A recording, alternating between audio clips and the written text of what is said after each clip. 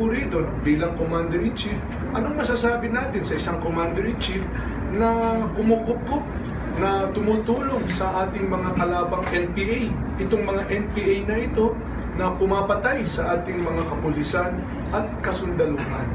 Noong isang araw, sabi niya na dapat bayaran ng yung mga revolutionary tax ng mga negosyante. Tapos sinabi din niya na yung mga permit to campaign ay dapat bayaran din ng mga politiko. Ang Pangulo, ang trabaho ng Pangulo ay para ipatupad ang batas sa ating bansa.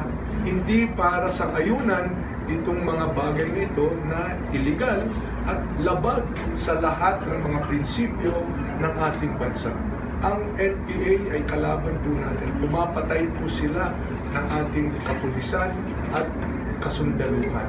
Sinasakop po nila, kumukolekta po sila ng mga buwis mula sa mga magsasaka, mula sa mga indigenous peoples. Sila po ay kalaban sa ating kaunlaran.